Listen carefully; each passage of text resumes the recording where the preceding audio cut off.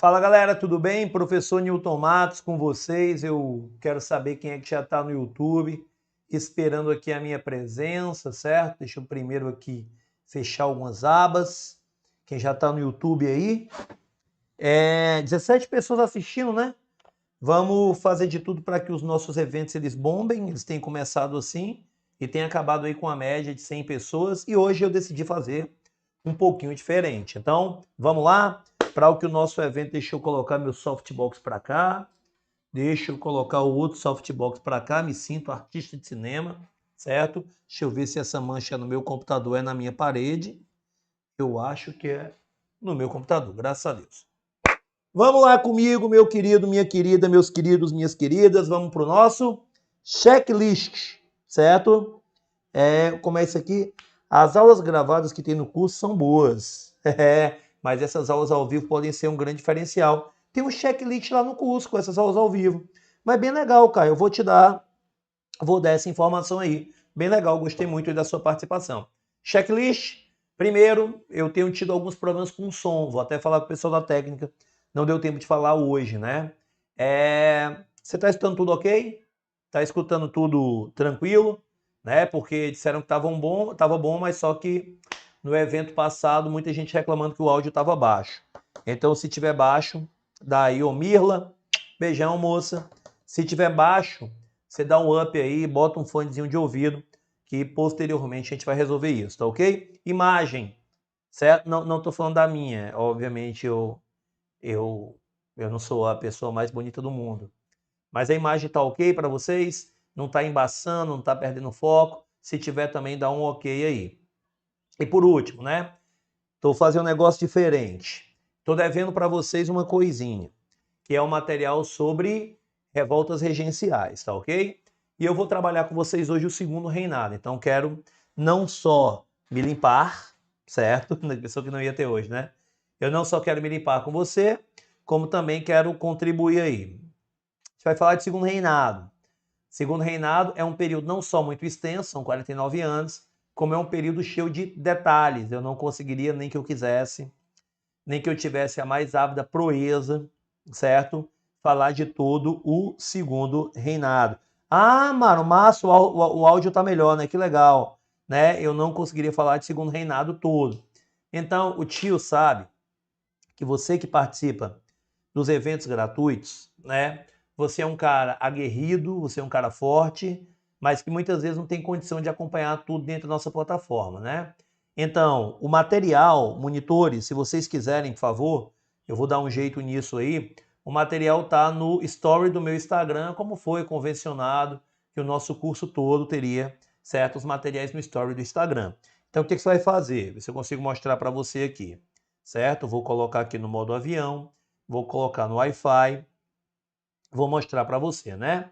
Tá aqui o meu Instagram, eu botei lá, ó, não sei se está para você ver, material 30/4, que é hoje, e o íconezinho do arraste para cima. No meu caso aqui, certo? Não precisa ser o arraste para cima. Eu tenho aqui o vincular, né? Já que foi eu que disponibilizei o link. Aí o que é que você vai ter? Vou mostrar aqui para você. Aí você vai ter, ó, tá numa versão, ó, você vai ter aqui a parte de segundo reinado, que é a parte introdutória. Newton, você vai falar o que é que tem nessa parte. Você tem um golpe da maioridade, liberais versus conservadores, parlamentarismo às avessas, a praieira, certo? Que é uma das revoltas ocorridas no segundo reinado, porém não última. O Bill Aberdeen, a Lei Eusébio de Queiroz. Então, cara, muito obrigado, Gabriel, muito obrigado, Daniel. Vocês são fenomenais, viu? Newton, então como é que vai ser a aula de hoje? Como é que vai ser a dinâmica? Eu disponibilizei um material que vai do início do segundo reinado até a parte em que eu falarei com mais afinco, que é a crise do segundo reinado. Então a gente vai aqui discutindo. Eu entendi um pouco o que os alunos me pediram no direct do Instagram, é tanto que a galera que está recebendo um abraço e tudo, é a galera que falou, Nilton, manda um abraço para mim no Instagram e tudo mais. Pois é, eu estou lendo o que vocês estão mandando, eu estou falando com vocês. Eu queria inicialmente fazer um apanhado aqui. Eu mudei um pouquinho o padrão de slide e eu vou começar com a crise do segundo reinado. Nilton, como é que você vai começar com a crise se a gente nem viu o segundo reinado? Simples, o TD ele já está com todas as informações do período inicial. O que é que eu não vou abordar na aula de hoje? A praieira e a Guerra da Tríplice Aliança. Por quê? Porque eu quero um mini curso próprio para conflitos, certo? Que tipo de conflitos? Eu quero um mini curso para invasões estrangeiras, revoltas nativistas, revoltas emancipacionistas, a questão da Cisplatina, certo? A guerra, a questão platina, a guerra da Tríplice Aliança, enfim, eu quero algo só para isso. Tiago, tamo junto. Jonathan, tamo junto. Myron, tamo juntos. Se vocês hoje quiserem muito me acompanhar, certo? A princípio sem material para o free. Daniel, só posta lá no meu Instagram. No meu Instagram tem lá o material, certo? Eu disponibilizei para eles. Então vamos lá. Vamos começar aqui e você vai anotando, beleza? Para ficar tudo bem bonitinho, para a gente fazer um apanhado do que a gente já viu. Nossa primeira aula, que foi na segunda-feira, uma aula que teve mais de 100 pessoas assistindo, foi uma aula sobre o primeiro reinado. E nós falamos o quê? Nós falamos das causas que levaram, certo? Ou melhor, dos fatores que levaram o Brasil à sua independência. Dentre os fatores, nós apontamos como sendo muito importante ser estudado a vinda da família real portuguesa para o Brasil, lá no início do século XIX, fugindo das guerras napoleônicas. E falamos que a presença da família real portuguesa no Brasil gerou algumas mudanças que foram irreversíveis. Que tipo de mudanças? Revogação do alvará de 1785, através de um novo alvará, que é o alvará do dia 1º de abril de 1808, permitindo a instalação de manufaturas no Brasil. Beleza? Número 2. Falamos a respeito da abertura dos portos às nações amigas, ainda no ano de 1808. Depois, falamos dos tratados de aliança e amizade, de comércio e navegação do ano de 1810, inclusive das tarifas, que era de 15% para a Inglaterra, 16% para Portugal e 24% para as nações amigas, ok? Falamos da elevação do Brasil a Reino Unido de Portugal e Algarves, no ano de 1815, em decorrência do Congresso de Viena. E falamos também, certo, da Revolução Liberal do Porto e do retorno da família real portuguesa ao Brasil, ali em 1821. Retorno da família real portuguesa a Portugal em 1821, certo? Essa foi a primeira parte da aula. Segunda parte da aula, para quem está acompanhando, o que é que a gente fez? Falamos do nosso processo de independência. E falamos que esse processo de independência, certo? Exatamente, Gabriel, o primeiro Banco do Brasil, é o Banco do Brasil criado com a chegada da família real perfeito, que vai à falência pela primeira vez no ano de 1829, durante o primeiro reinado. Mas continuando, retomando, com paciência, hoje o tio tá zen, quase que a gente não tem um evento que estava faltando energia aqui no prédio, voltou faltando 5 minutos e a gente está tranquilo.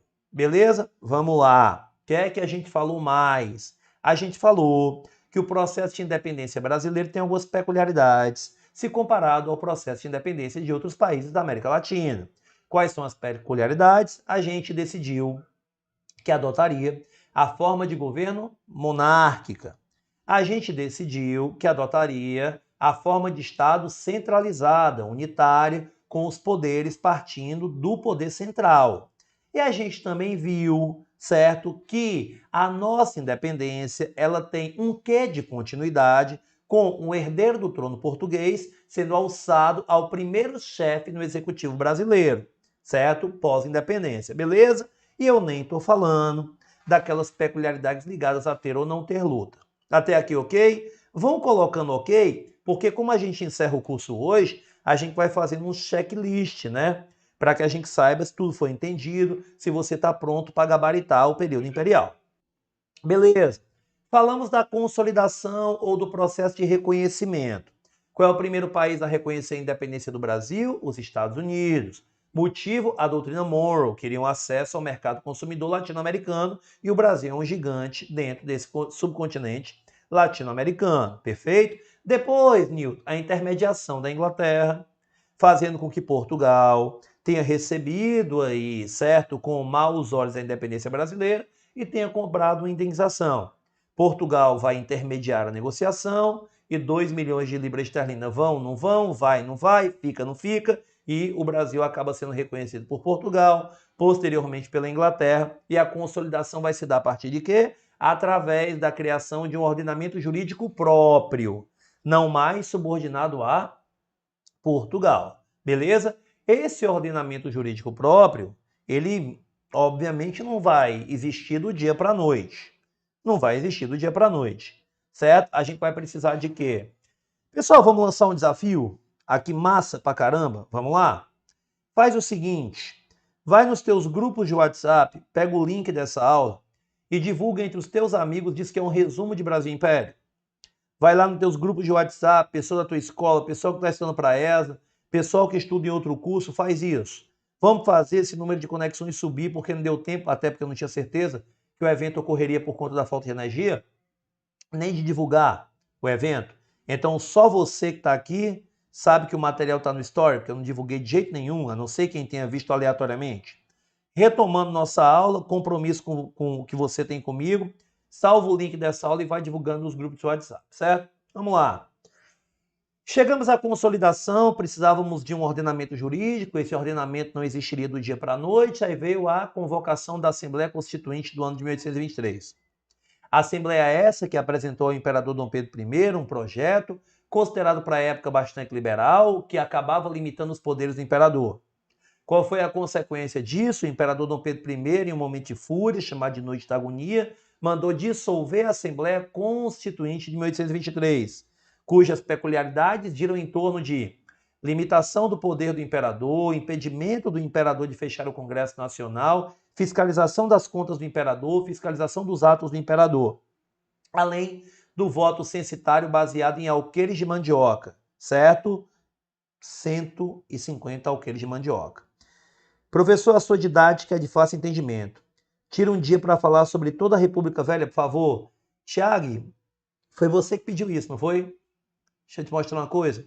Eu fiz o evento pensando em você, eu só não sabia que era você. Olha aqui, meu bebê. Olha aqui. Eu já vou deixar aqui, ó, na bucha para a gente falar de República, ó.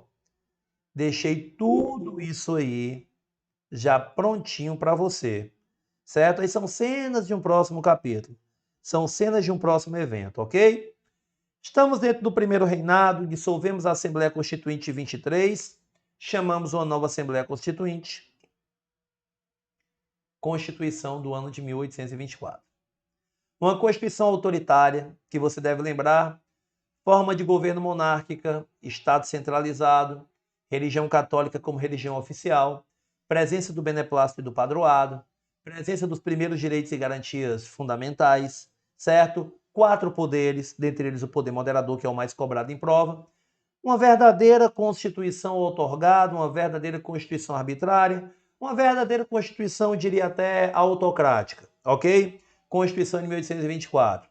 Obviamente, vai acontecer outros minicursos, Nilton? Vai sim, se Deus quiser. Depende muito do compromisso, se a gente conseguir aqui. Fala, Pedro, tamo junto.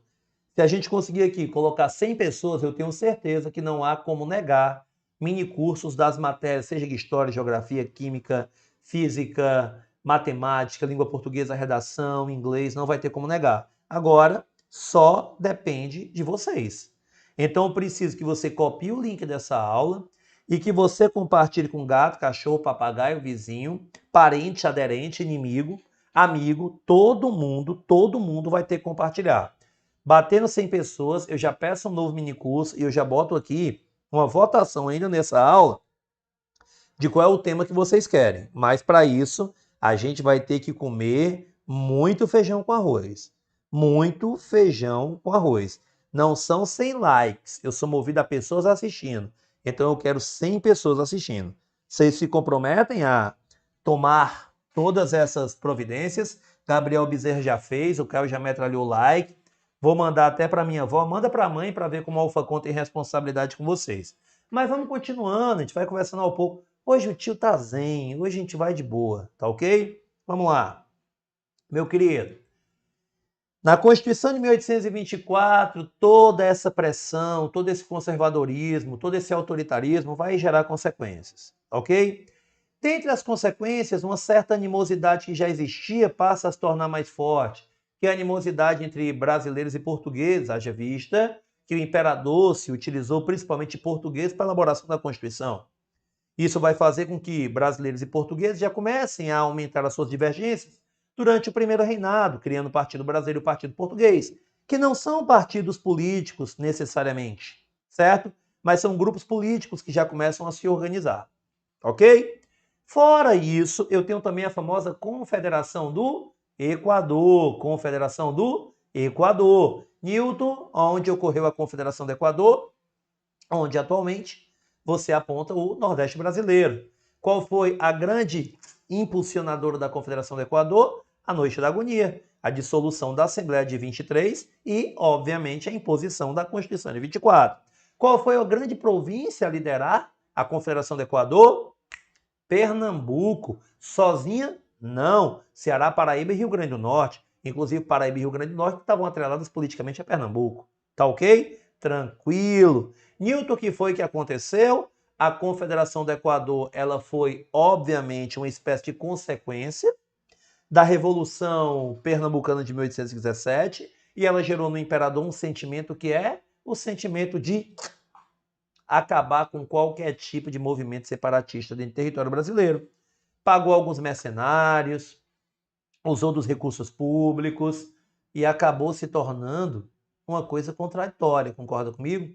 Num Brasil independente, cujos brasileiros não queriam mais a presença portuguesa, temos um imperador português pagando mercenários, inclusive ingleses, para matar brasileiros no Nordeste do Brasil, fica uma coisa meio pesada, né? Fica uma coisa meio foda. Já começa a partir daí uma certa animosidade, um certo sentimento de raiva com o imperador Dom Pedro I, que já não é a pessoa mais competente do mundo. Tranquilo? Mas passamos pela Confederação do Equador. Quem quiser acompanhar a aula, que foi da segunda-feira, tem lá um espacinho, tem Pernambuco. Tá ok? Pernambuco. E não paramos por aí, né? Não paramos por aí. A gente continuou, falou a respeito da Cisplatina, 1825-1828, que nada mais é do que a atual República Oriental do Uruguai, um movimento que teve o incentivo da Argentina na tentativa de criar uma união de países do Rio da Prata, que gerou no Brasil um sentimento de não querer ser derrotado, fazendo com que o Brasil entre 25 e 28 invista grana, que pessoas morram para que o Uruguai não seja atrelado à Argentina, coisa que não acontecerá. O Uruguai se tornará um país independente, deixando de ser Cisplatina e passando a ser República Oriental do Uruguai. Gastamos muito, perdemos vidas e fomos derrotados. O ódio a Dom Pedro I é maior. Nesse meio termo, Dom Pedro I se envolve numa guerra, que é a guerra de sucessão do trono português entre ele e seu irmão, que queria usurpar o trono de sua filha, filha de Dom Pedro, que era Maria da Glória. Então Dom Pedro começa ali, entre os anos de 1826 e 1834, a travar uma guerra com o próprio irmão, a travar uma guerra que é uma guerra pertinente a Portugal, mas que não é uma guerra mais pertinente a nós. Então, ele, Dom Pedro I, gasta recursos brasileiros para tentar solucionar um problema no trono do país que nos colonizou, que nos explorou e que nós estávamos querendo distância naquele momento. Ok? A crise vem. Economia do primeiro reinado, não tem nenhum grande produto que você possa dizer, esse sustenta a economia. Café só vem depois, começa no período regencial, ganha força no segundo reinado e se espalha pela República. Açúcar em declínio, algodão também não, fumo também não, pecuária também não, ouro já tinha passado. Então, o nosso momento econômico é muito ruim, gastamos muito, temos pouco para pagar, acaba que nossa economia entra em crise, um dos efeitos, a quebra do Banco do Brasil no ano de 1829. Perfeito? Tranquilo? Massa? Mais alguma coisa? Vai ficando pior, vai ficando pior, vai ficando pior. O assassinato de Líbero Badaró, um jornalista, dono de um jornal chamado Observador Constitucional, falava muito mal de Dom Pedro I, foi assassinado, atribuiu-se a Dom Pedro I o mando do assassinato. Dom Pedro I vai respirar novos ares em Ouro Preto, região de Minas Gerais. Quando ele, Dom Pedro I, retorna certo? Os portugueses tentam dar um alento, porque em Ouro Preto o negócio não foi tão bom. Quando chega ao Rio de Janeiro, Dom Pedro é recebido na base das garrafas, é a noite das garrafadas, né? A situação vai piorando, piorando, piorando, piorando. Dia 7 de abril do ano de 1831, Dom Pedro abdica do trono brasileiro em favor de seu filho, Dom Pedro II, que tinha apenas 5 aninhos de idade, fazendo com que o Brasil, obviamente você tem que saber, ele tenha que estar nas mãos de uma regência. Ok até aqui? Ok até aqui? Newton, onde foi cultivado o algodão? Por incrível que pareça, o algodão foi muito cultivado, inclusive no Nordeste brasileiro, certo? E ganha muita força, principalmente no século XIX, entre os anos de 1860 e 1870. Por quê? Porque eu estou falando da Revolução Industrial, que teve em sua primeira fase como principal indústria a indústria têxtil. O que é que vai acontecer? Um dos principais fornecedores de matéria-prima são os Estados Unidos. Que matéria-prima? O algodão. Os americanos entram numa guerra de 1860 até 1865, que é a Guerra de Secessão. Enquanto eles estão em guerra, a produtividade cai. E os ingleses procuram, para fortalecer, certo, a matéria-prima, o algodão do Brasil, principalmente no Nordeste brasileiro. Algumas cidades do Nordeste brasileiro se desenvolvem a partir do algodão. Que tipo de províncias do Nordeste, Newton, são responsáveis pela produção de algodão? Eu poderia jogar duas aí. Eu poderia jogar o Maranhão e poderia jogar o Ceará. Inclusive, você vai ver que algumas cidades, inclusive as mais litorâneas, como é o caso, por exemplo, de Fortaleza, elas ganham força com o algodão porque são cidades que têm escoamento para o litoral, fazendo com que assim o escoamento de boa parte desses produtos, como o algodão, ele possa ser feito, fazendo com que essas cidades ganhem importância, né? O algodão judiou muito dos escravos, não só dos escravos negros, como também dos indígenas, né? No Maranhão, inclusive, tem toda uma disputa, certo? Para que você ainda aprisione indígenas para o trabalho nas lavouras de algodão. Beleza? Mas vamos continuar para a gente chegar na aula de hoje, né? Então, Dom Pedro abdicou, regência. Quando Dom Pedro abdicou, o que é que aconteceu? Dom Pedro abdicou quando o Congresso brasileiro estava de recesso. Então teve que se formar uma regência que não seria a regência mais adequada para governar o Brasil. Francisco de Lima e Silva, o pai do Duque de Caxias, Nicolau dos Campos Vergueiro, né, senador da República, um dos primeiros a trazer imigrantes para o Brasil, e o Marquês de Caravelas. Então, essa é a regência trina provisória, assunto da aula passada, já chegamos na aula de quarta-feira. O que é que a regência trina provisória fez? Anistiou alguns envolvidos em conflitos, naquela época em que estava todo mundo querendo expulsar o imperador, para tentar amenizar aí, né, os nervos entre brasileiros e portugueses, impediu que uma regência fechasse, certo, o parlamento brasileiro, inseriu normas para a convocação de uma eleição de uma nova regência, e veio a regência trina permanente, cujos principais representantes não são nem de longe tão importantes quanto o ministro, que é o ministro Feijó. Dessa regência trina permanente, estão anotando, pessoal? Fala, Samuel. Estão anotando? Dessa regência trina permanente, o que é que mais pode ser cobrado em prova? Primeiro ponto, criação da Guarda Nacional 1831. Código de Processo Criminal 1832. Ato Adicional 1834. Certo?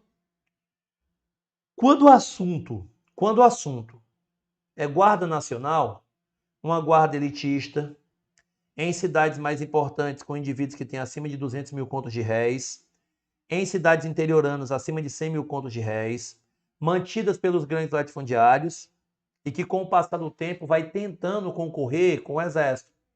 Enquanto a Guarda Nacional vai aumentando seu efetivo, o Exército vai passando de 30 mil para 10 mil homens. Vai diminuindo, o que vai gerar uma insatisfação dentro do próprio Exército brasileiro, certo?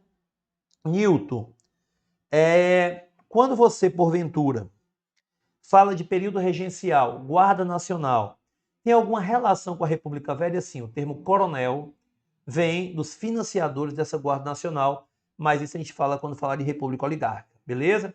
Código de Processo Criminal, um aumento do poder dos juízes de paz, uma maior autonomia judiciária para as províncias. Juiz de paz é o juiz escolhido pela população local para que ele pudesse mediar conflitos, para que ele pudesse ter poder de polícia, para que ele pudesse acusar, para que ele pudesse processar e para que ele pudesse condenar. Você vai ver que depois esse Código de Processo Criminal vai ser revisado, ok? Massa.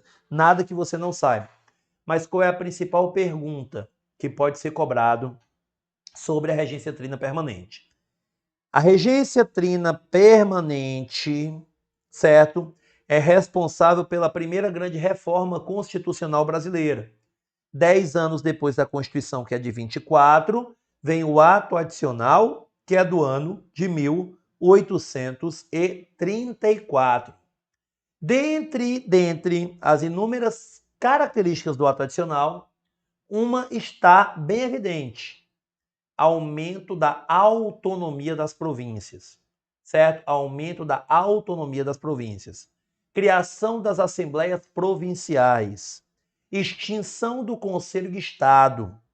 E, a partir daquele momento, a mudança de uma eleição trina de uma regência trina para uma regência una, onde o escolhido viria à base de uma votação feita pelo próprio Congresso.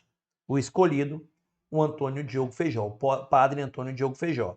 Diga-se de passagem, é durante a regência trina permanente que se inicia uma série de conflitos dentro da história brasileira que, por ocorrerem dentro do período regencial, são chamados de conflitos regenciais, cujos principais são Malê, Sabinada, Balaiada, Cabanagem e Farroupilha.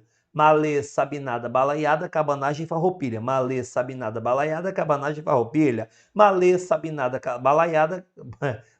Malê, Sabinada, Balaiada, Cabanagem e Farroupilha. Por favor, você não erra nunca mais isso, tranquilo? Essa instabilidade ela perdurará até o início do segundo reinado. Haja vista que a Farroupilha, por exemplo, ela só é elucidada no ano de 1845. Tranquilo? São as únicas revoltas? Não, essas são as mais importantes. Ok? Diogo Feijó, durante o seu governo, Diogo Feijó vai lidar com essa instabilidade e, acima de mais nada, ele, Diogo Feijó, vai sofrer uma forte pressão. Por quê? Não é imperador, mas governa sozinho. Não tem um poder absolutista em suas mãos, mas para muitos ele é o cara que quer ser o imperador do Brasil sem ter direito adquirido para isso. Então o Feijó, meu querido, acaba renunciando. O primeiro regente uno renuncia. Aí vem a regência de Araújo Lima, certo? Um retrocesso conservador. Nilton, mas aí, cara, o que é que me deixa muito desesperado? Quais são os principais grupos políticos do período regencial? Restauradores ou caramurus, liberais moderados ou chimangos, liberais exaltados, também chamados de farroupilhas ou jurujubas, né? Restauradores, com a morte de Dom Pedro I, passam a fazer parte do Partido Liberal Moderado. Alguns liberais exaltados, com medo de um processo de radicalização, passam a fazer parte também do Partido Liberal Moderado e fica dentro do Partido Liberal Moderado uma certa divergência entre os que são mais radicais e os que são mais conservadores, gerando assim duas alas: a ala progressista e a ala regressista. A ala progressista cria o liberal, Partido Liberal do Segundo Reinado. A ala regressista cria o Partido Conservador. Tranquilo? Araújo Lima vai tentar desfazer. Fala, Samuel, muito obrigado, viu? Araújo Lima vai tentar desfazer todo aquele avanço liberal durante o governo da regência trina permanente, durante o governo de Feijó. Então ele vai criar leis de revisão, certo? Uma lei de revisão do Código de Processo Penal, um novo Código de Processo Penal, e também uma lei de interpretação do ato adicional, tirando a autonomia das províncias. Certo? Nilton, por favor. Boa tarde, Nilton. Como era a relação de Feijó com a escravidão? Meus queridos, todos naquele momento que quisessem adentrar a elite política brasileira não poderiam contestar a escravidão. Por quê? Por mais que eu já tenha uma forte pressão inglesa para a abolição da escravidão, contestá-la publicamente era desagradar a elite latifundiária brasileira. E você vai entender um pouquinho mais de por que isso não poderia ocorrer quando a gente chegar na crise do segundo reinado, que é o tema da nossa aula de hoje. Tá ok? Então, guarda aí sua pergunta. Eu acho que eu já respondi.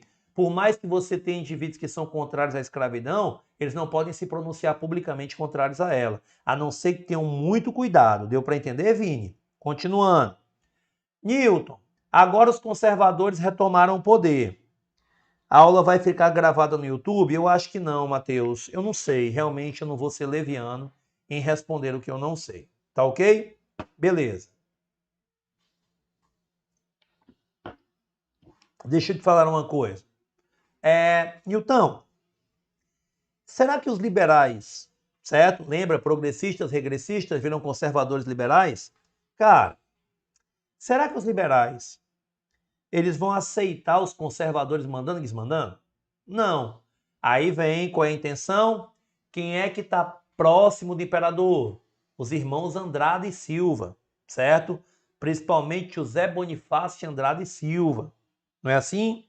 Então o que é que vai acontecer? Imperadorzinho, tudo bem? Como é que você está? Acordou, imperador? Tá bem? Hoje está tão bonitinho, né?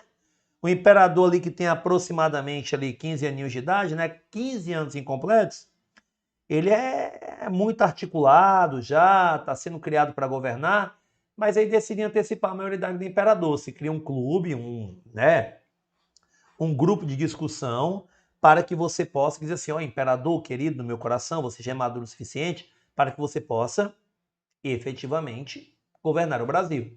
Por conta disso, daquilo outro, essa regra de maioridade não cabe a você, antecipar a maioridade do imperador para aproximadamente 15 anos. E agora inicia o segundo reinado e a gente vai fazer o seguinte, ó. Vem aqui, ó. Essa é a crise do segundo reinado, mas o que eu vou fazer? Eu vou colocar para vocês aqui alguns pontos, beleza? Alguns pontos. Que tipo de pontos? O que é que você precisa conhecer? O segundo reinado, você vai ver, ele tem 3 etapas. E a gente aqui vai falar principalmente da terceira. A primeira etapa do segundo reinado é uma etapa de consolidação, adequação, é uma etapa de consolidação. Certo? Fica ali entre 1840 e 1850, certo? A segunda etapa é o auge do segundo reinado. Essa que a gente não vai trabalhar muito ela hoje, certo? Newton, por quê? Deixa eu apagar isso aqui, ficar bonitinho. Newton, por que a gente não vai trabalhar? Vou te explicar. Deixa eu apagar aqui. Certo? Deixa eu apagar aqui. Canetinha. Porque é uma fase que vai ali, ó, de aproximadamente 1850 até o ano de 1870, certo? 1850 a 70, e que vai contar aqui principalmente com o período do conflito da Tríplice Aliança. A gente vai trabalhar muito essa terceira parte aqui, certo? Que é a parte da crise ou declínio do segundo reinado, que vai ali de 1870, 71, certo? Até o ano de 1889, com a proclamação da República. Então, assim, ó, deixa eu te dar um bizu, certo? Saiu o edital da SpaceX aí, para quem não está sabendo, né? Hoje, 17h30, tem raio-x com o professor Arruda. Então, por favor, acompanhe. Para você que não quer fazer somente a ESA, para você que quer dar um up aí nos seus estudos e fazer também SpaceX. Quando você for estudar segundo reinado, meu querido e minha querida, certo? Divida o seu estudo de segundo reinado em 3 etapas. Nilton, é isso que eu não sei, cara. Eu não sei produzir isso, macho. Eu não sei fazer essas coisas. Pois então tem que ter muito foco, tem que assistir muito evento, tem que ter contato com esse tipo de informação. Por quê, meu bebê e minha bebeza? Por um motivo simples, né? Quando a gente fala de um assunto tão complexo e tão provável de ser cobrado em prova como é o Segundo Reinado, eu sou muito sincerão com vocês, você sabe disso, né? Newton, me fala aí de Brasil e Império. Primeiro reinado, fácil, certo? Primeiro reinado, fácil. Segundo reinado, complexo. Período regencial, chato. Newton, professor de história, não pode falar isso. Keilinha, minha filha, tudo bem? Beijo pra ti. Newton, professor de história, nunca pode falar que um assunto é chato. Pois então, experimenta, mas experimenta. Falar de assuntos como, por exemplo, a Revolução Inglesa para um público que está pouco se lixando. Certo? O que é Bill of Rights? Não, tem assunto que não é tão bom, tão carismático de ser estudado. Primeira reinado é massa.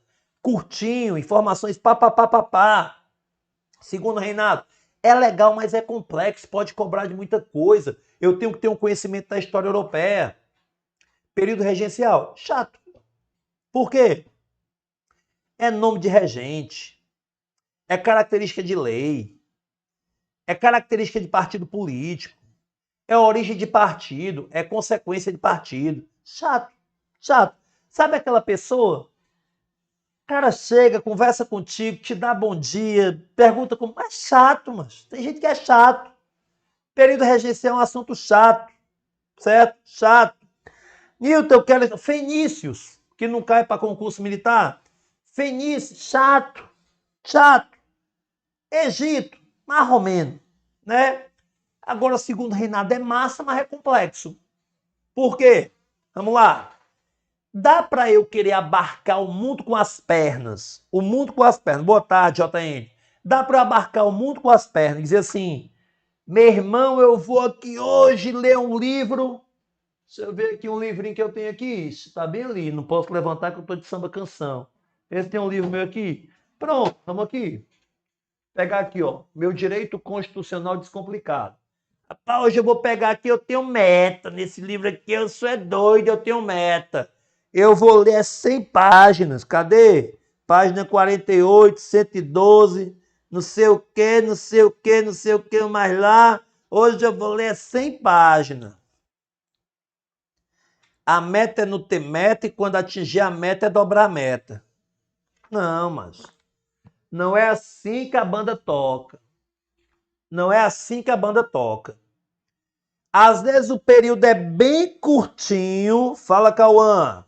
Às vezes o período é bem curtinho, mas é lotado de informação. Bem curtinho, mas lotado de informação. Como no professor, nesses partidos desse período regencial, a população poderia adentrar só a elite. Só a elite. Haja vista que ainda estamos sob a égide da Constituição de 24, que estabelecia o voto censitário. Ok? Ok? Deu para entender, Caio? Essa é a resposta. Então, o que é que você faz? Hoje eu tô doido. Eu vou aprender o segundo reinado todinho. Não, não adianta. Vai tropeçar bem ali, vai cair, vai esquecer a política externa do segundo reinado, porque ele tem subdivisões no conteúdo. Então, vamos estudar para o período. Primeiro período da consolidação, certo? Imperador muito jovem, menino imperador, venha cá. Calma que eu tô brincando com minha bola quadrada. Muito jovem. E dois partidos, ó. De um lado, a hiena maldita. De outro, o urubu. Ambos querendo vísceras, certo? Newton, eu não sei se eu prefiro morrer para hiena ou se eu prefiro morrer para urubu. Ambos rodearão teu corpo esperando a tua morte. Partido Liberal, também conhecidos como Luzias, e Partido Conservador, também conhecido como Saquaremas. Nada mais liberal do que um conservador no poder. Nada mais conservador do que um liberal no poder. Nada mais Luzia, liberal, do que um Saquarema, conservador no poder. Nada mais Saquarema, conservador, do que um Luzia, liberal, no poder. Expressão farinha do mesmo saco. Ai, fulano de tal é farinha do mesmo saco que o pai dele. Ou seja, a mãe teve um relacionamento com o pai não presta. Quando o menino começa a cometer erro, cometeu o primeiro erro, parece o teu pai, ou seja, é a mesma coisa. Expressão farinha do mesmo saco, a mesma coisa. Então, liberais e conservadores são o quê? Farinha do mesmo saco, a mesma coisa. Ok? E o imperador de 16 anos, que vai ter que ficar entre a hiena e o urubu, esperando as vísceras, porque deles eles só querem o prestígio para poder perpetuar suas regalias. Aí você diz assim, meu irmão doido, esse imperador tá em maus lençóis, ele é mais mala do que eu, tu, tua namorada, tua mãe, teu pai. Ele é mais mala que todo mundo junto, compadre. Todo mundo junto. Por quê? Para começar, durante o segundo reinado, os gabinetes ministeriais são compostos ora por liberais, ora por conservadores. O que passa mais tempo tem menos ministérios. Como assim? Os ministérios são dissolvidos e reabsolvidos, dissolvido e reabsolvido, desestruturado e reestruturado. Então, quem mais tempo ficou, geralmente tem menos desestruturações e estruturações. Quem mais tempo ficou, tem menos mandatos.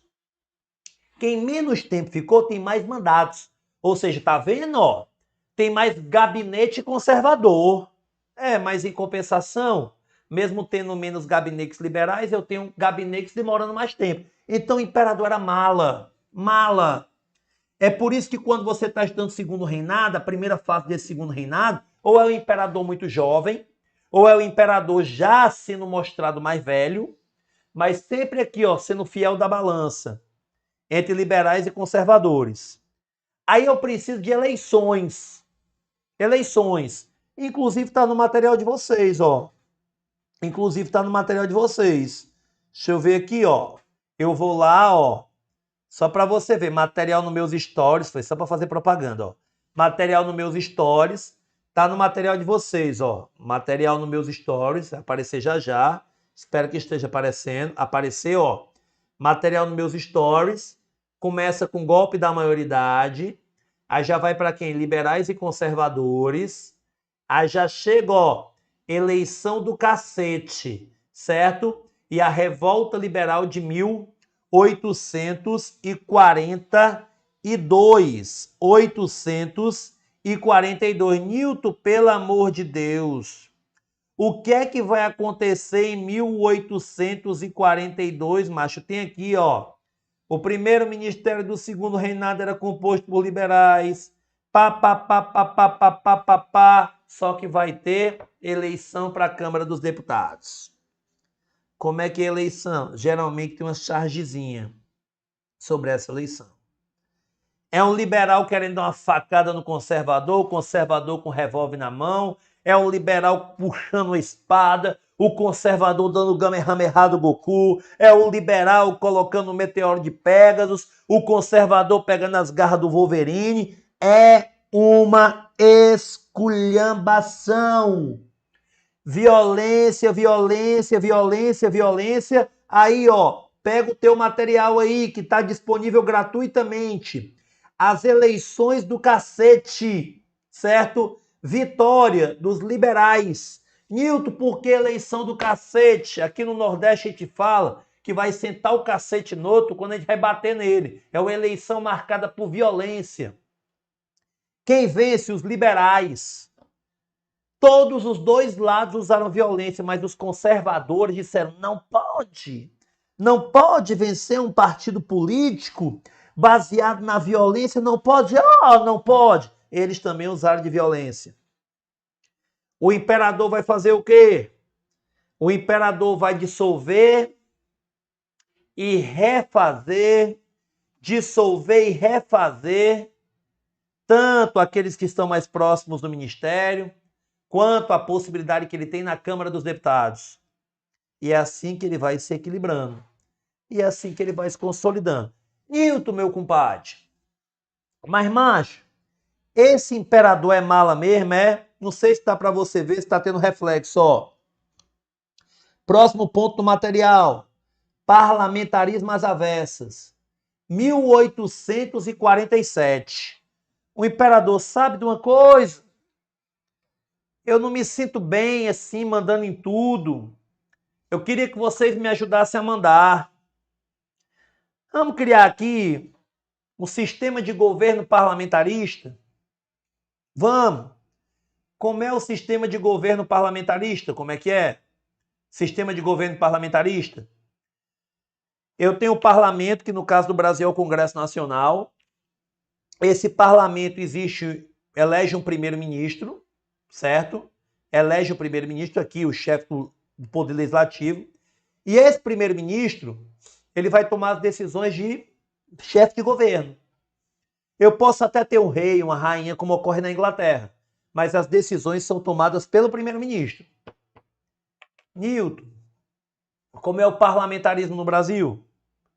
Elege-se o chefe do governo, só que o imperador ele pode aceitar ou não essa indicação e ele pode até dissolver o parlamento caso o parlamento não aceite a imposição do imperador.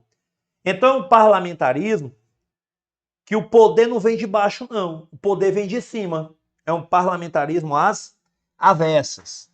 É um parlamentarismo até aqui, vocês estão entendendo? Até aqui vocês estão entendendo? Bora! Participa. Um parlamentarismo às avessas. Certo? Com o passar do tempo, você vai tendo aí uma tentativa de conciliação entre os dois partidos. Só que aí, bebê, aí vem a parte massa, ó. Aí vem a parte massa. Tá entendendo, Pedro Calixto? Aí vem a parte massa. Deixa eu trazer para cá, ó. Já que eu estou escrevendo aqui, qual é a parte massa, Nilton, meu bebê, meu filho, minha coisa linda, certo? Motivo da minha existência, meu maravilhoso, certo? Meu lindo. O que é que eu tenho aqui? Vem comigo, tô só passando o slide aqui. O que é que tem aqui? Vem para cá.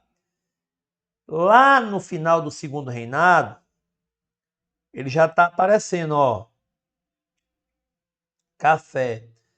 Meu irmão, é batata. Não, Nilton, é café. Não, batata é no sentido de ser certeza. Você ter questões relacionadas ao café.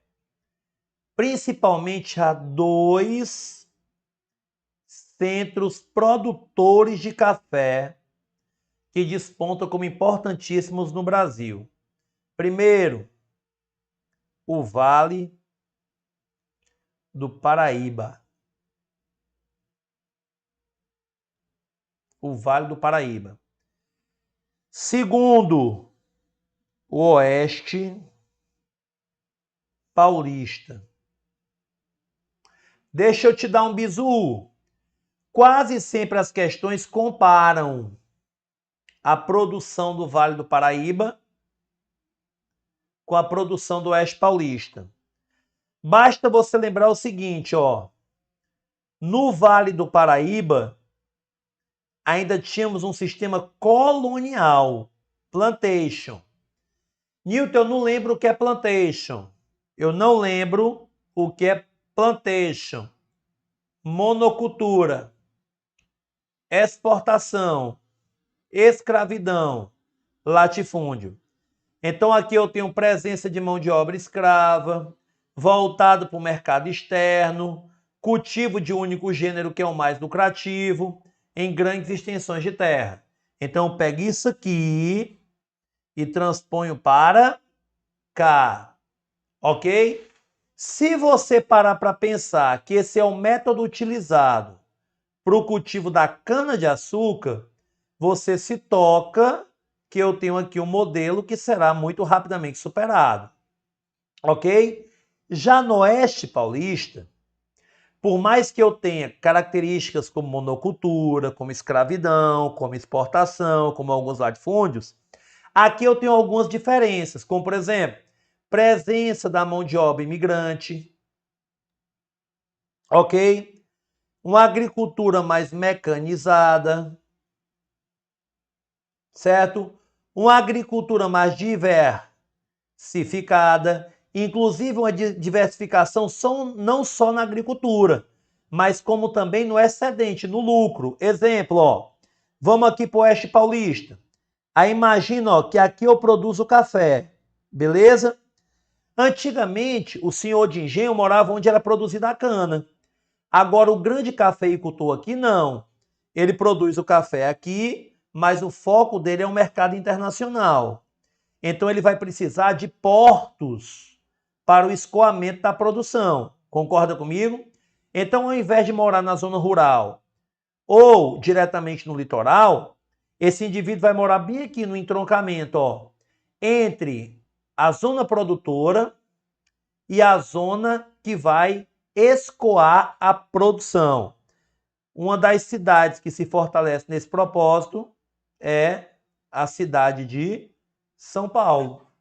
E o mais legal, eu estou falando que a sociedade de São Paulo, ela se desenvolve em torno de quê? Do café.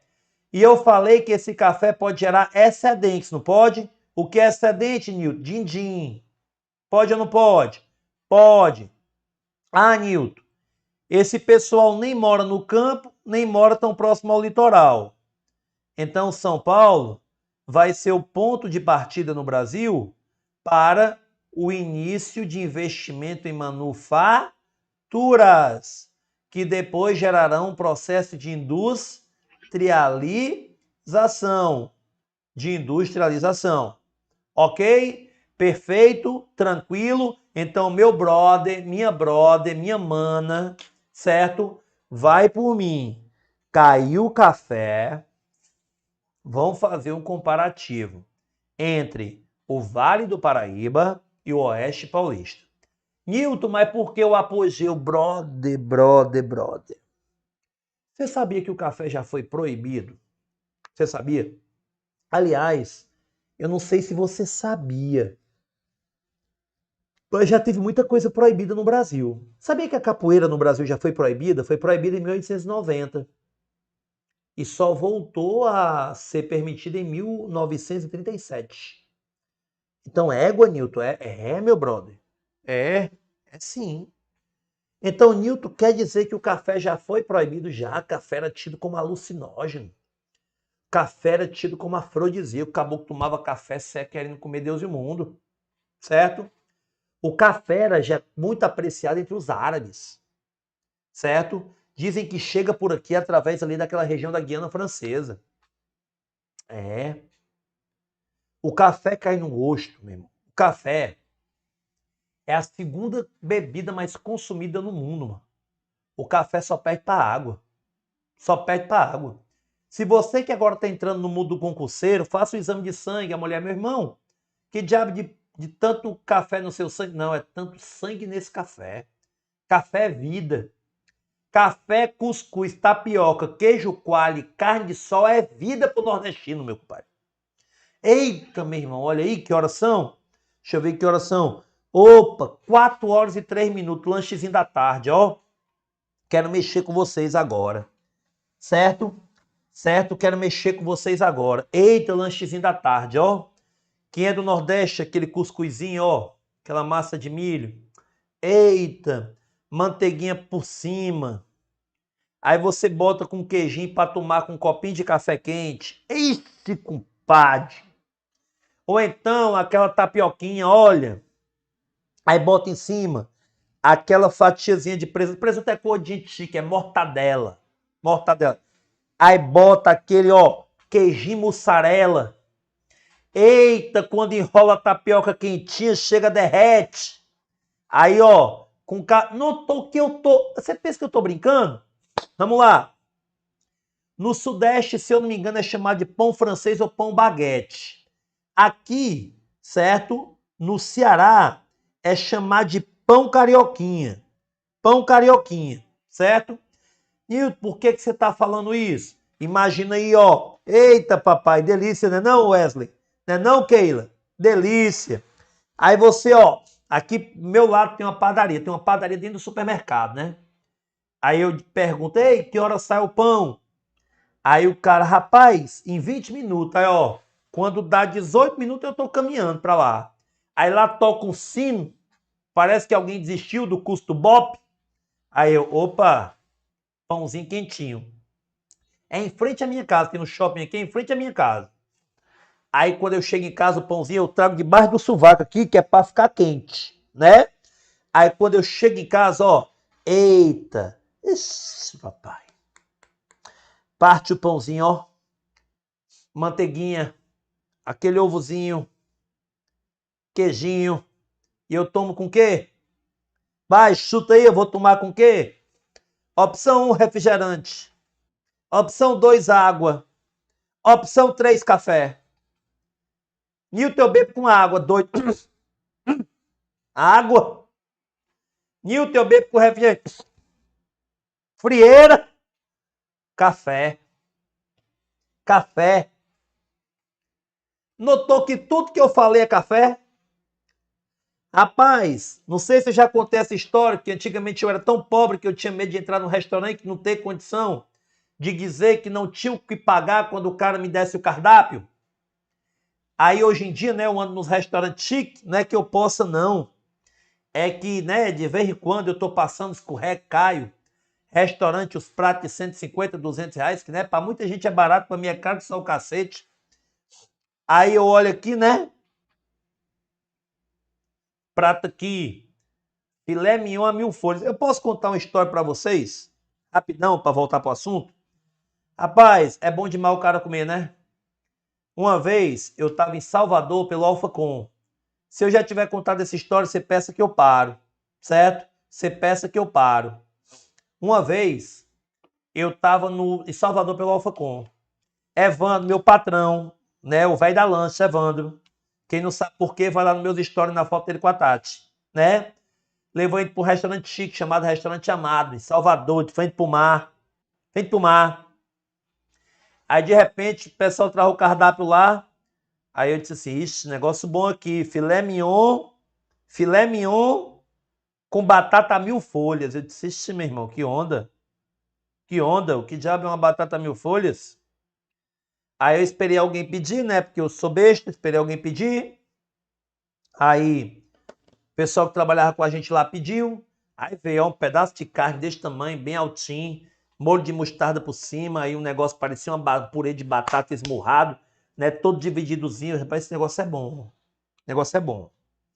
Só que aí era o filé mignon, a batata e uma ruma de folha. Eu disse, rapaz, não sou nem passarinho para estar comendo mato, nem coelho. Eu cheguei, meu querido, vem cá. Eu vim do Ceará e eu tenho fome. Muita fome. Você pensa numa fome? Ele pensa, pode multiplicar por 13. É minha fome agora nesse momento. Gostei dessa carne, gostei dessa batata, mas esse negócio aí, compadre, Né? né? Folha? Não, não como verdura. Verdura tem agrotóxicos. Próximo coronavírus vai vir no agrotóxico e eu vou estar imune. Porque eu não como verdura. Tem como você transformar esse meu prato aqui, meu querido, num prato de um caminhoneiro que vem lá do Rio Grande do Sul e passou 74 dias sem comer? Meu irmão, esse menino pegou o prato, levou lá pra dentro e voltou sem putaria nenhuma. Ele tinha feito, era uma trincheira da Primeira Guerra Mundial. Ele fez foi uma barricada. Ele fez foi o Monte Castelo. Ele fez foi a reprodução da subida brasileira em Piamontese. Rapaz, ele trouxe arroz, feijão, farofa, que farofa é vida também. Para quem não sabe, acha que farofa é areia, farofa é vida. Meu irmão, quando ele botou esse prato, todo mundo, tu estragou o teu prato. Eu disse, agora pronto, eu trinquei, eu quebrei, eu derrubei. Não, tá, é bonito. Ave Maria, um negócio tão bonito desse, tu botou arroz e feijão e agora deu mesmo. Quer dizer que na tua casa tu não come arroz e feijão não, é? Ande que eu vou aqui comer isso aqui. Meu irmão, compadre, eu tava morrendo de medo de gastar dinheiro, porque meu filho tem uma coquinha aí pra mim, coquinha, Aí disse assim, tem KS, negócio de KS, mas KS é um gole, eu tomei na minha boca, KS é um gole. Eu pedi, me deu um aquário de 500, né, que é mais, aí o caboclo vai comendo, vai comendo, vai comendo, vai comendo, aí vai dando uma suadeira e você não se deixa vencer pela comida, vai dando uma suadeira e Deus me livre, né, e tal, e Jesus, e cachorrada, e você come. Não é assim? Não é desse jeito? Aí nesses restaurantes chiques, macho, quando você tá passando mal já, aí o cara, o senhor aceita um... Vai, completa aí. O senhor aceita um cafezinho? Um expresso? É ou não é? Eu disse, meu irmão, o tamanho do prato que eu comi, se eu tomar café, ele cai pelas orelhas. Como é que foi a história do cuscuz? É um cuscuzinho com café. A tapioca é uma tapioquinha com café. O pão é um pãozinho com café. Depois do almoço, o senhor aceita o quê?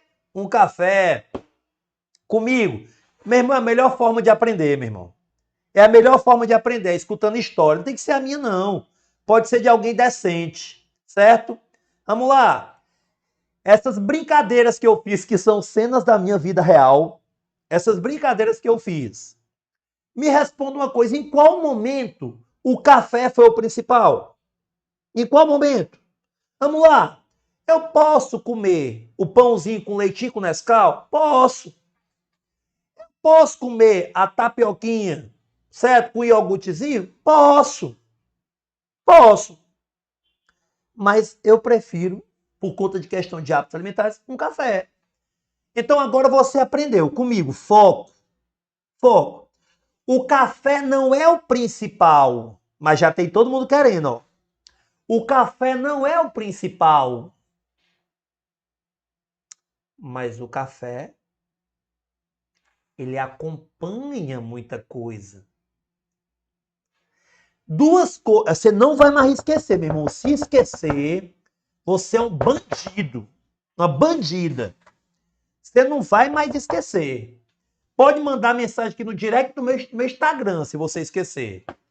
Você é um bandido, uma bandida. Por quê? Comigo.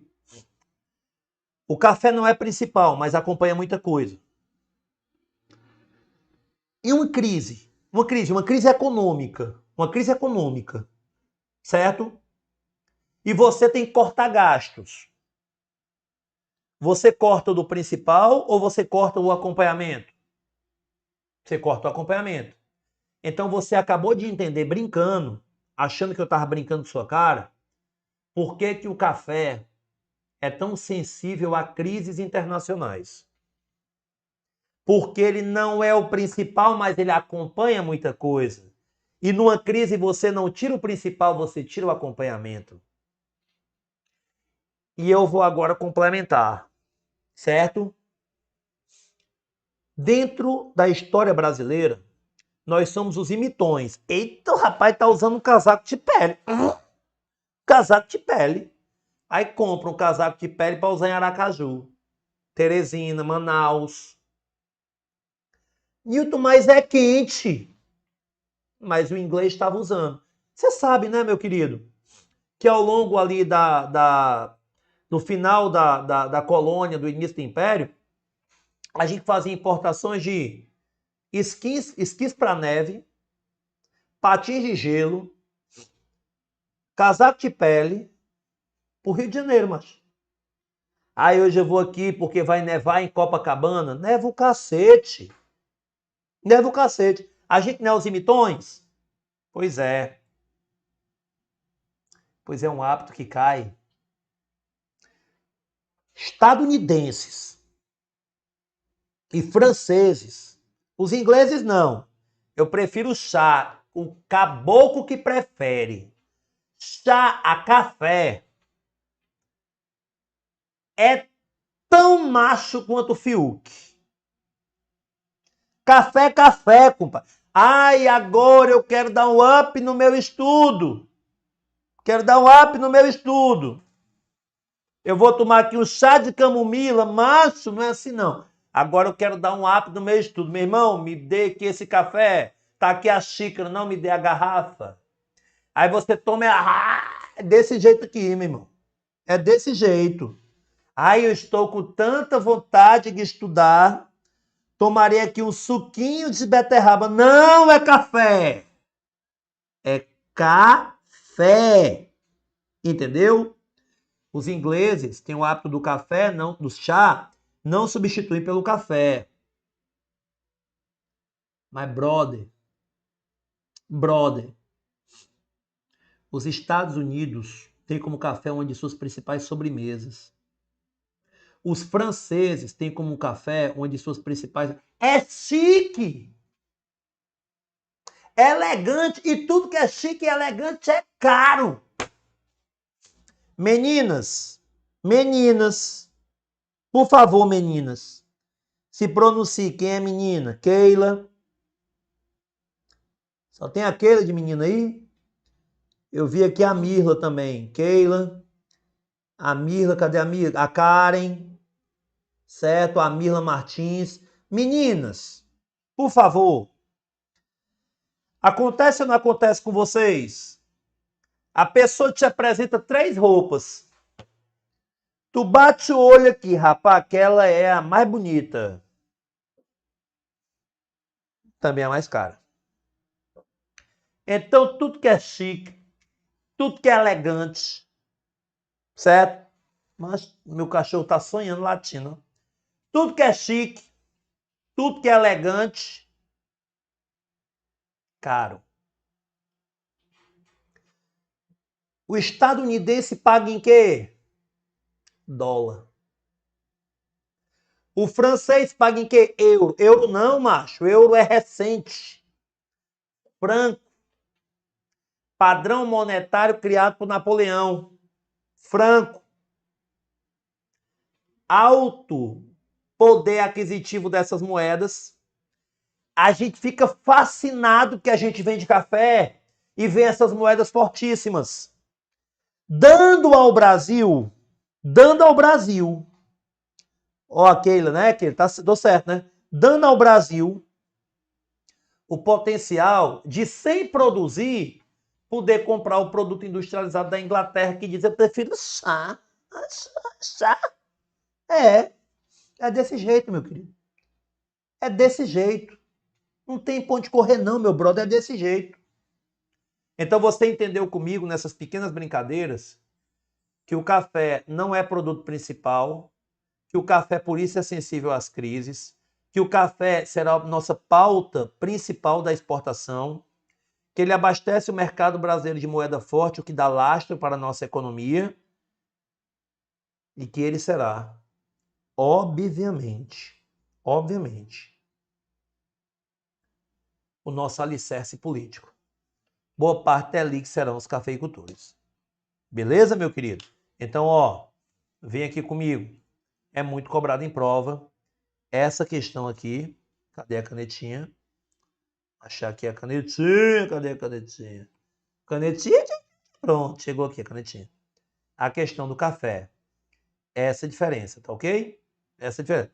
Mas eu vou lhe dar um outro ponto, certo? Que vai estar também no seu material. Qual é o ponto? Você vai ter aqui a política externa. Política externa. E nessa política externa, eu queria, certo, que você tivesse cuidado com uma coisinha, certo? Chamada questão Christie. Tô até aqui, certo? Escrevendo o nome desse rapaz. Questão Christie. Newton quando? 1862, 1865. Então, por favor, guarde isso aí. Questão Christie. Vou explicar para você. Newton estará dentro de onde? Estará dentro do que nós chamamos, Vala, está aparecendo na tela do computador, dentro do que nós chamamos de política externa do segundo reinado. política externa do segundo reinado. Perfeito? Política externa do segundo reinado. Newton, essa política externa do segundo reinado, macho, ela é importante? Meu querido, ela é importantíssima. Newton, por que é que ela é importantíssima? Por um motivo bem simples, meu querido. O Brasil vai arrumar treta com quem? Com a Inglaterra, certo? Olha aqui o slide. Só vou aqui botar o cachorro para fora, que ele tá latindo e vai atrapalhar vocês. Tô tirando aqui o microfone. É bem rápido. Fica olhando pro slide. Não fuja. Sai, pequeno cachorro.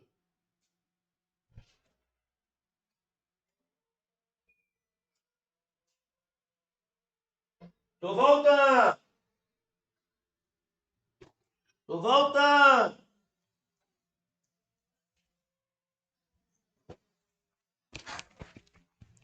Voltei. Né? Fui botar o cachorro aqui pra fora, que ele tá dormindo e latindo, macho. Ele tira minha concentração, que já não é uma coisa muito legal. Então eu parei aqui na questão Christian, não foi?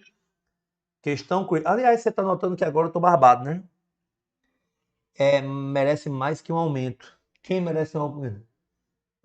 Exemplo de coisas. Ah, não. Está aqui para mim. Tá aparecendo meu softbox aí para vocês, tá? Tá não, né? Vamos lá, o que que você... Essa é excelente, tá? Professor bom da porra, obrigado. A aula está incrível, obrigado. Exemplo de coisas, cor preto sempre é mais caro e muito sem preconceito com a cor. Café que sem açúcar, que o senhor achou, eu tomo sem açúcar, certo? Eu mereço mais que um aumento, muito obrigado. Foco no slide, eu gritando, deu para ouvir eu gritando, deu? Eu fui botar o pobre rei do cachorro para fora aqui, que o bicho tava dormindo latindo, acho que ele tava sonhando com a cadela, tipo a Débora Seco, Paola Oliveira, do mundo das cadelas, né? Então vamos lá. Política externa no segundo reinado, para começar. Agora vamos lá, falando sério com o slide, sem usar ele, só para poder sair. Vou botar aqui nele, ok? Vou apagar. Já falei da questão Christian, né? Olha que coisa interessante. O Brasil se empolga quando o Brasil está crescendo. Anote isso aqui, meu querido, ó. 1844. Certo? Uma tarifa. Uma tarifa. Chamada de tarifa Alves Branco. Tarifa Alves Branco. Vou pegar aqui um patamar, certo? Entre 20% e 60%. Pessoal, eu sei que vocês, obviamente, né? Muito obrigado, Keila. Muito obrigado. Certo? Eu sei que, obviamente, vocês estudam com outros professores. Eu sei que vocês estudam por outros cursos. Eu sei tudo isso. Mas eu queria que vocês soubessem que nem sempre os professores estudam pelas mesmas fontes. É por isso que é necessário seguir a bibliografia do edital. A bibliografia do edital. Newton, como assim? A bibliografia do edital? Cara, é bem simples. Bem simples mesmo. Meu bro, quando você fala de tarifa Alves Branco, geralmente as pessoas dizem assim, ó, eu tenho que explicar isso aqui devagar. Vou botar aqui no slide para vocês. Fala o seguinte, ó, vamos lá. Imagina que eu tenho um produto, lápis, certo? Um lápis. Lápis tem acento, sei lá. Esqueci, vou botar outro produto aqui. Borracha. Uma borracha.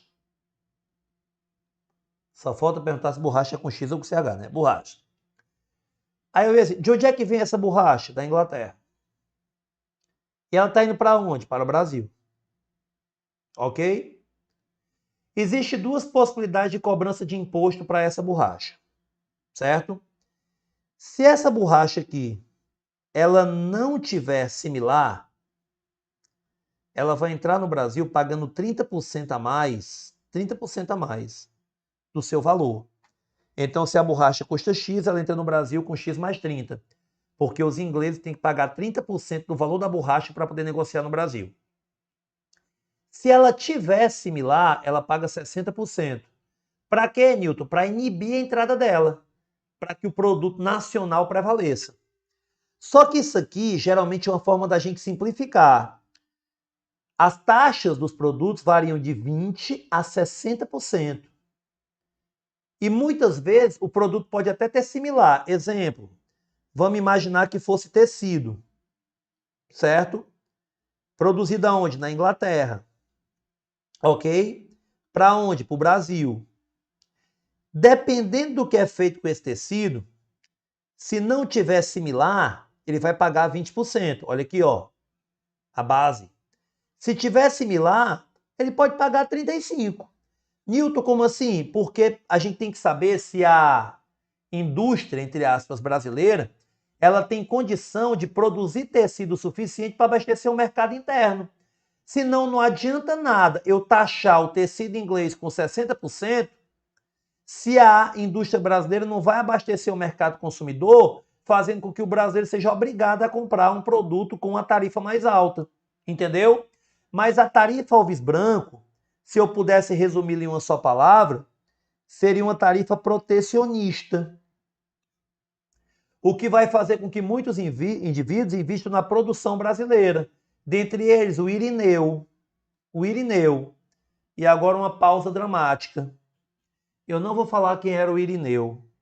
Não vou falar. Certo? Não vou falar.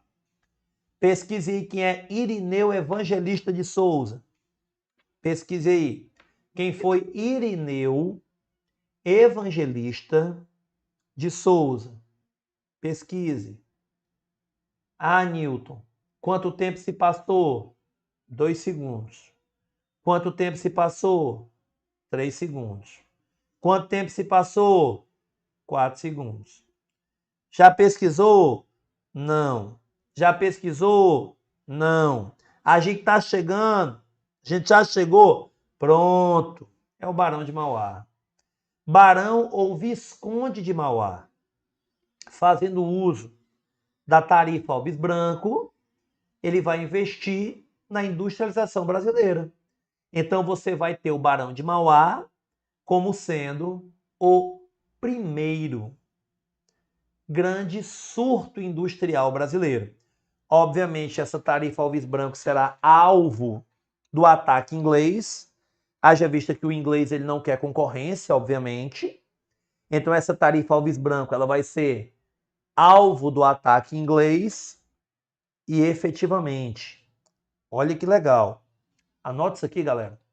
Anote isso aqui. Newton, vamos botar os anos aqui. Você sabe que eu não gosto de botar ano. Mas por 2 motivos. Um para você achar que eu não sei. Outro para você ficar esperto na 1844 é a data da tarifa Alves Branco. Olha que coincidência. 1845, a Inglaterra ela vai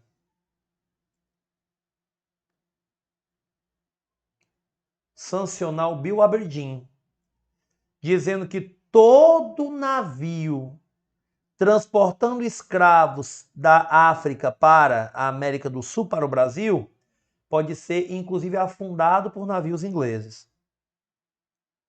Será que os ingleses estavam putos com a tarifa Alves Branco? Será que estavam? É tanto que o Brasil depois vai substituir essa tarifa Alves Branco. Newton, por que os ingleses estavam putos? Porque antes eles pagavam 15% para todo produto. Desde quando? Desde 1810. E agora não podiam pagar até 60%. A partir de quando? 44.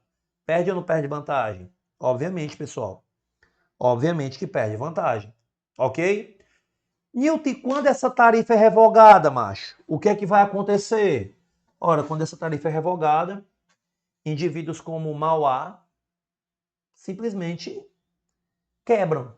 Embora Mauá não tenha morrido pobre, viu? Ao longo da sua vida, foi merecedor por contribuição à industrialização do Brasil, no período do Império dos títulos nobiliários, primeiro Barão e depois Visconde de Mauá. O Barão de Mauá, ele tem que vender depois todas as suas empresas, porque ele está endividado, principalmente com bancos ingleses. Mauá era mala, cara. Mauá pedia empréstimo a bancos ingleses para incentivar o desenvolvimento no Brasil, porque tendo indústria daquele produto, os ingleses já tinham que pagar tarifas mais altas. Mauá era foda. Mauá era foda. Beleza? Massa? Ok. Mas deixa eu te falar uma coisa. Esse não é o único momento em que Brasil e Inglaterra se entendem. E olha como é legal fazer relações. O Bill Aberdeen é a proibição por parte dos ingleses desse tráfico interatlântico de escravos, né? Um ano importante, pessoal. Guarde esse ano. Por dois motivos. O ano da lei. Macho, eu vou aprender a escrever. Não é possível. 1850. O ano da lei. Eusébio de Queiroz, certo? E o ano da lei de terras. Pessoal, quem for fazer SpaceX, esse é um dos temas mais pertinentes. Pode-se dizer que essa tarifa Alves Branco, o nome não é tarifa de Alves Branco, não é tarifa Alves Branco, certo? Em homenagem a, mas é um apelido. Foi um troco do Brasil ao Tratado de Mitchell? Não, Caio, eu não posso dizer. Por quê? O Tratado de Mitchell é uma relação Inglaterra-Portugal. O Brasil agora é independente. Número 2, certo? Eu posso dizer que essa tarifa Alves Branco ela é uma correção das vantagens inglesas nos acordos de 1810. Viu? Mas ela dura muito pouco tempo. Logo após a pressão inglesa, até eu posso te dizer qual foi o nome da tarifa. É tarifa Silva Ferraz. Deixa eu só botar aqui o ano dela. Tarifa Silva Ferraz. É tarifa, macho. Tarifa. Silva Ferraz. Tá aqui, ó. Aí já vai para a crise das empresas de Mauá. Certo? Adoro esse site da Multirio. Deixa eu ver se eu acho aqui a data, certo?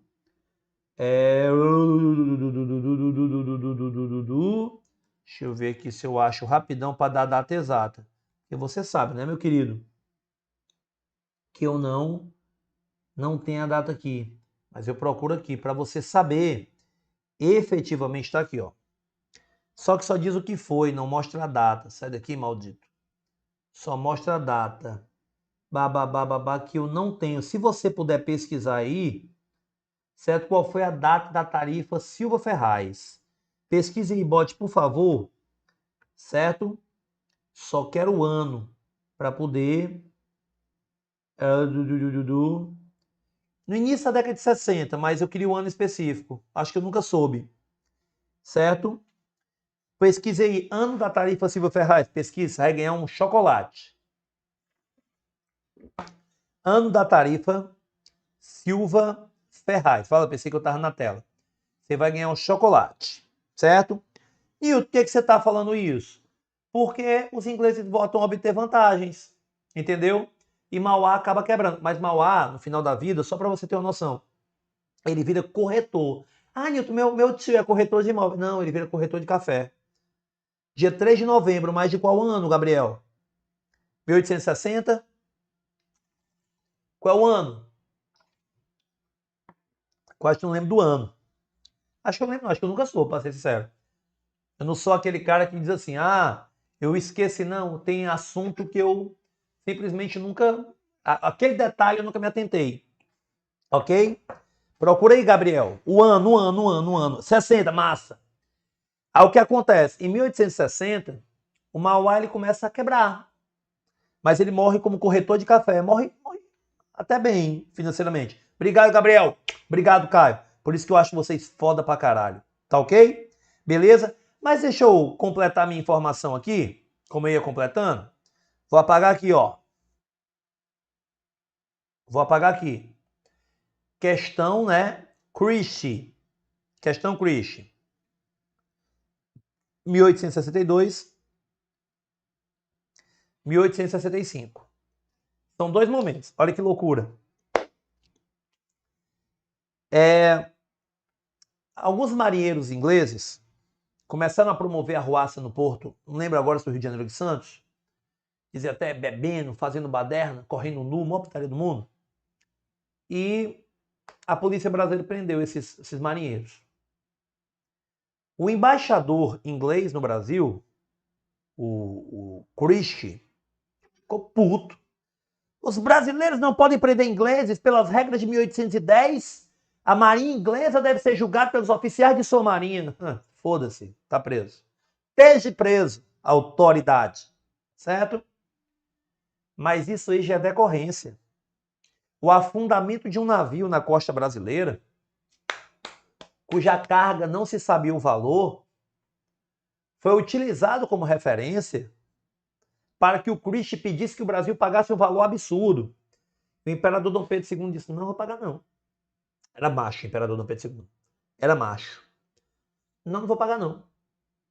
Vou pagar nem a pau. Por quê? Não sei o que é que tinha nessa carga. Ah, mas o navio afundou, a carga boiou e a população levou tudo. Ora, rapaz, a gente é brasileiro, mano, não desiste nunca. Imagina aí, comigo. Imagina a cena. Imagina, massa, Gabriel, muito obrigado. Imagina a cena. Um caminhão cheio de Heineken tombando na BR perto da sua casa. Opção número 1.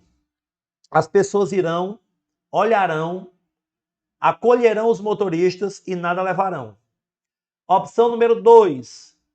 Uma pessoa vai, vê o motorista todo ensanguentado, grava uma selfie. Aí, doido, onde é que eu tô? Tá morrendo, motorista? E leva a carga. Ou opção número 3. Leva a carga. É ou não é? Ora, se não é. Mesma coisa aconteceu com o navio afundado. Aí o governo brasileiro disse, não, eu pago. Se tiver arbitragem internacional. Aí se convencionou um chefe de governo para fazer a arbitragem. Saber quem tem razão. Ok? Macho. Dom Pedro II era macho. Inclusive, rompemos relações com a Inglaterra, viu? Durante o segundo reinado, rompemos relação com a Inglaterra. A gente leva o caminhão e diz assim, é para você, certo? É para você não ter trabalho de levar peso. É para você não ter trabalho de levar peso. Tá ok? Não ter. Tranquilo? De boa? Estamos falando a mesma língua? Então o Brasil chegou a romper relações com a Inglaterra durante a Segunda Guerra Mundial. Olha, o Emanuel está dizendo, a população vai ajudar o motorista a colocar de novo a carga. Vai que é uma manga. Aí que é uma manga, certo? Volta aqui, por favor, certo? Pro meu material de abéis. Tô aqui, só ver um negócio aqui, pessoal. Tô querendo aqui ajeitar a minha câmera, mas não tô conseguindo. Acho que fixar aqui o negócio. Não tô conseguindo. Volta pro slide, ok? Newton, e o que é que faz tudo desandar? A guerra da Tríplice Aliança que a gente falou que não vai trabalhar aqui. Aí o que vem de importante? Pronto, esse slide. Esse slide vai estabelecer a base para a gente entrar nos outros minicursos, ó. Nos outros minicursos. Só para você ver como já está montadinho. 4 fatores que derrubaram a monarquia no Brasil. Questão religiosa, 1. Questão militar, 2. Questão republicana, 3. Questão abolicionista, 4. Você vai fazer uma votação agora. Eu não vou ter condição de explicar as 4. Escolha 2 para que eu possa explicar. 1, 2, 3 ou 4. Votação aberta. Aí tem um delay, viu? Então não vou ver na mesma hora, não. Vá votando. Escolha aí. Escolha uma para explicar. 1, 2, 3 ou 4. Certo?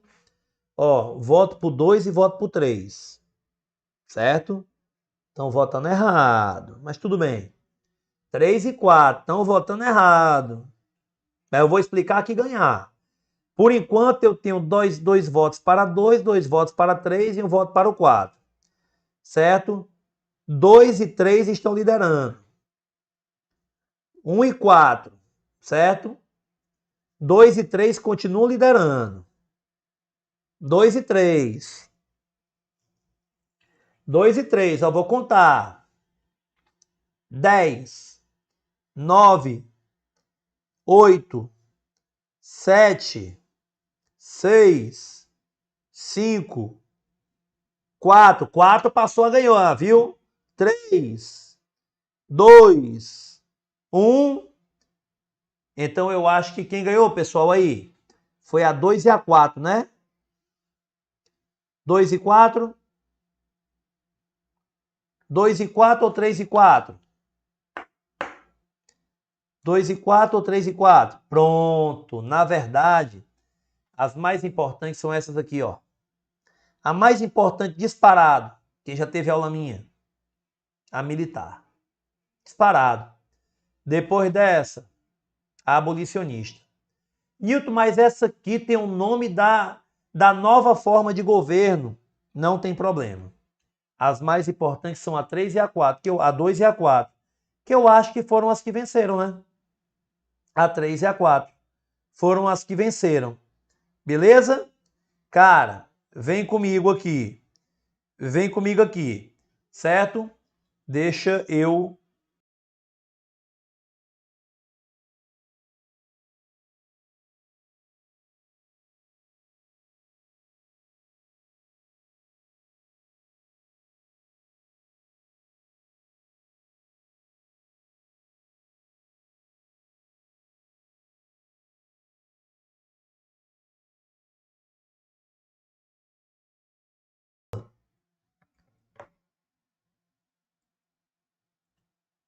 Pessoal, diabo é isso? Acho que eu sei que... Pronto.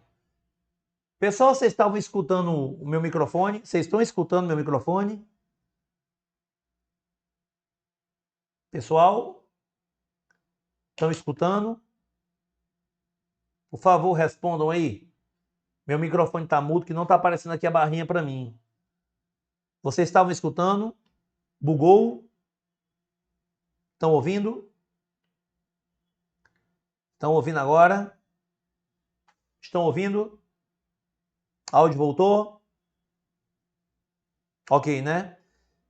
É que não estava aparecendo a barrinha. Eu acho que eu toquei aqui sem querer. Vacilei aqui. Vacilei aqui. Beleza? Vacilei. Tá ok, né? Tinha bugado. Então vamos lá. As mais importantes, cara, são a questão militar e a questão abolicionista. A questão militar é a questão da insatisfação dos militares pós... Tudo ok, né, Gabriel? Obrigado. A questão militar é a questão da insatisfação dos militares pós-retorno da Guerra do Paraguai. Nilton, por quê? Após a Guerra do Paraguai, os militares acharam que teriam muito mais prestígio junto ao governo. E não adquiriram esse prestígio. Pelo contrário, aos militares foi imposta uma espécie de lei da mordaça. Nilton, como assim uma espécie de lei da mordaça? Aos militares foi imposta a seguinte ideia, certo? A seguinte ideia. Não podem mais participar de manifestações políticas. Estão proibidos de falar de política. Estão proibidos de falar de política. Aí você imagina, perder a base militar é foda, né? Inclusive com 2 militares que acabam sendo bem icônicos nessa base. Sena Madureira e o próprio Marechal Deodoro da Fonseca. Sena Madureira e o próprio Marechal Deodoro da Fonseca. São 2 indivíduos que efetivamente acabaram se transformando em ícones dessa questão militar. Ok? Cara, se esperava que os militares tivessem um aumento no soldo, uma melhoria nas relações da caserna, né, nas condições da caserna. Nada disso aconteceu. E a questão abolicionista, você tem que memorizar as leis. Memorizar. Lei Eusébio de Queiroz, 1850. A Lei do Ventre Livre, 1871. A Lei do Sexagenário, certo? Não lembro agora o ano. A Lei Áurea é a principal, né, pessoal? A Lei Áurea é a principal. O que é isso? Não entendi, Gisele. O que foi, Gisele? Me fala. Aconteceu alguma coisa? Foi o que aconteceu. Estou ficando com medo. Estou ficando com medo. Aconteceu alguma coisa? Hoje em dia, os militares da ativa não podem ser filiados a partidos. O Caio, os militares da ativa não podem ser filiados a partido, mas os militares da ativa eles podem se candidatar. Eles são elegíveis. Para que você, aí é uma coisa de outra matéria que eu dou, né? Para que você possa se candidatar, você tem que ter, ó, eu chamo de na pleurador fica insuportável, ó, na nacionalidade brasileira. Ple, certo? Pleno exercício dos direitos políticos. A, alistamento eleitoral. Do, domicílio eleitoral na circunscrição. Fi, filiação partidária. E, idade mínima. Na pleurador fica insuportável. Certo? Detalhe. Ah, obrigado. Foi mal, Gisele. Pensei que era outra coisa. Então, tudo ok, né? No segundo volume na História da Nação, comenta que Dom Pedro II já estava cansado de governar e não fez muita questão de correr atrás de uma proteção para a monarquia. Eu vou responder as duas perguntas, vou confirmar as duas indagações. A primeira pergunta. Então, Newton quer dizer que o militar ele não pode, certo, se filiar a partido. Como é que ele vai se candidatar? Basta que ele participe da convenção do partido. Não precisa se filiar, certo? Basta que ele participe da convenção do partido. E com relação a Emanuel Horta, eu tenho esse livro aqui. Emanuel, não só esse livro, como outros falam a verdade sobre Dom Pedro II. Dom Pedro II já estava envelhecido, né? Dom Pedro II era diabético, já estava bem doente, e já tomava conta da maior parte dos negócios do Império Brasileiro, era quem seria a nova imperadora do Brasil, Princesa Isabel. Na verdade, que recairia sobre o Conde Deu, né? Marido da Princesa Isabel. Mas a mulher, a Princesa Isabel, ela seria a primeira líder feminina brasileira no executivo, certo? Por conta disso. Por conta disso. Então, o que você acabou de falar, Emanuel, procede sim. Inclusive, na época em que a monarquia caiu, às vésperas da queda, certo? Você vai ver que a proclamação se dá no dia 15 de novembro de 1889. No dia 14 de novembro, a monarquia brasileira faz um baile na Ilha Fiscal. O baile, teoricamente, é para recepcionar oficiais chilenos de um navio que estava ancorado no Brasil, certo? Que estava ancorado. Aí, com relação à depressão, não sei se eu posso afirmar categoricamente. Ele dava sinais de. Ele teve uma vida difícil, né, cara? Perdeu a mãe muito cedo. Pouco viveu os seus prazeres pessoais. Então, pode ser que tenha, mas fica difícil afirmar, certo? Fica difícil afirmar. Fazem comparação com a mãe de Dom João, Dona Maria, né? Inclusive, eu sou um dos caras que, por mais que diga a Dona Maria, conhecida como a louca, você tem que entender, né? Dona Maria perdeu marido e filho, então ficou muito complicado. O Jorge Carvalho tá voltando agora, ó. 1 e 2. Tá bom, Jorge. 1 e 2, viu? Voltando agora. Então, pessoal, provavelmente você teria uma imperatriz, né? Uma imperadora. Agora deixa eu te dar o toque de uma coisa. Os chilenos, eles ofereceram uma espécie de refúgio, asilo no navio ao imperador Dom Pedro II, enquanto ele fortaleceria tropas para reconquistar o Brasil. Ele não quis. Ele não quis. Certo? De jeito nenhum. Ele não quis. Certo? Newton. Cara, e por que ele não quis? Provavelmente já estava cansado, né? Com relação a esse quesito. Você sabia que a família real foi banida do Brasil? Banida. E você sabia que essa família real banida do Brasil, ela só vai ser aceita novamente, pedir os restos mortais para que eles pudessem ser enterrados aqui no Brasil durante a República Velha? Foda, né? Sim, sim. Dona Maria, é porque antigamente, né, todo mundo que não era dentro de um padrão de normalidade, eles chamavam de louca, né? Mas os cachorros estão aqui brigando, sem nem o que eles estão fazendo. Eles chamavam de louca, né? Então, pelo amor de Deus, Oi, Tainá. Não fumem, crianças. Graças a Deus, não fumem. Certo? Então, meus queridos, é basicamente isso. Essas são as duas que eu gostaria de explicar. E a gente fica aí, certo? Com os nossos eventos já agendados. Espero que vocês tenham gostado. Me mandem um feedback. O que é que vocês acharam do nosso minicurso? Se gostaram, se desgostaram. Certo? Manda aí, por favor. Certo? O que vocês acharam.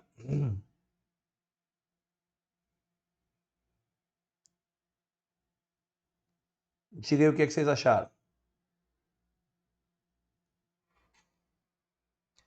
O que aconteceu com Dom Pedro II depois que ele foi embora? Cara, ele viveu uma parte do seu tempo em Lisboa, depois foi para a França, certo? E acabou morrendo, normalmente. Gostaram? Deixa eu ver se alguém mandou mensagem aqui no privado, né? Pedir para que mandassem, caso tivessem gostado. Ninguém mandou. Eu tô sendo. Ah, mandou. Tô sendo convidado, ó. Tô sendo convidado a fazer parte de um casting de pessoas que querem. Youtuber de educação. Sou nem YouTube, certo? Então, pessoal, até aqui algum problema? Alguma coisa que porventura vocês não tenham entendido? Vou estar na formatura sim. A Mirla aprendeu e se divertiu ao mesmo tempo. Foi ótimo, Lincoln, obrigado. Obrigado pelo feedback. Então, pessoal, vou me despedindo. Espero que vocês tenham gostado e até o nosso próximo mini curso. Valeu!